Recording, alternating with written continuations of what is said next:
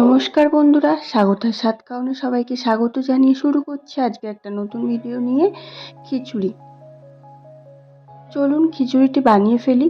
তো প্রথমেই আমার লাগবে এখানে জল ঝরানো গোবিন্দভোগ চাল, লাগবে মসুর ডাল, মুগের ডাল, পেঁয়াজ কুচি, আদা রসুনের পেস্ট, লাগবে আলু, কাঁচা লঙ্কা আর গোটা গরম মশলা আর কিশমিশ। চলুন তৈরি করে ফেলি খিচুড়ি।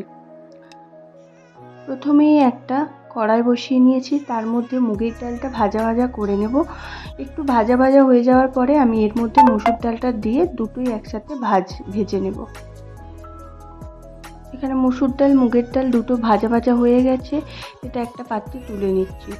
এরপরে ওই কড়াইতেই তেল দিয়ে আলুগুলো আমি ভেজে নেব লাল লাল করে। এখানে আলুগুলো ভাজা হয়ে গেছে, আমি এগুলো তুলে নেব।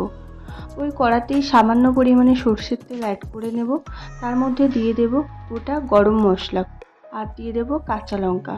দেওয়ার পরে পেঁয়াজ কুচি দিয়ে আমি পুরোটা নাড়িয়ে নেব।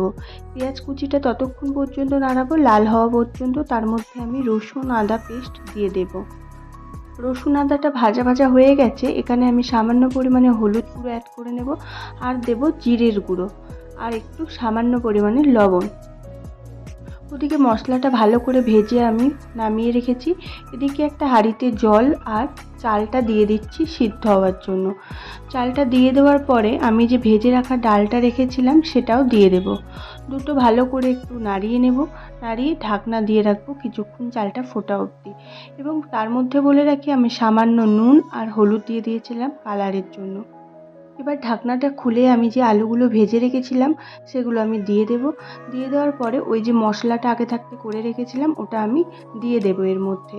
দিয়ে ভালো করে ফোটাতে দিয়েছি, দেখুন কালার চলে এসছে। ভালো করে আমি আর একটু নাড়িয়ে দেব। এখানে ভালো মতো কালার চলে এসছে। আমি নামানোর আগে একটু স্বাদ মতো ঘি অ্যাড করে নেব আর দিয়ে দেব যে কিশমিশগুলো আমি ভিজিয়ে রেখেছিলাম সেগুলো। দেখুন খুব সুন্দর দেখতে হয়েছে, আমি কিশমিশগুলো দিয়ে দিচ্ছি। এটা খেতেও অপূর্ব সুন্দর হয়েছিল। আপনারা যদি এটা খেতে চান তো বাড়িতে একবার ট্রাই করে দেখতে পারেন। নমস্কার।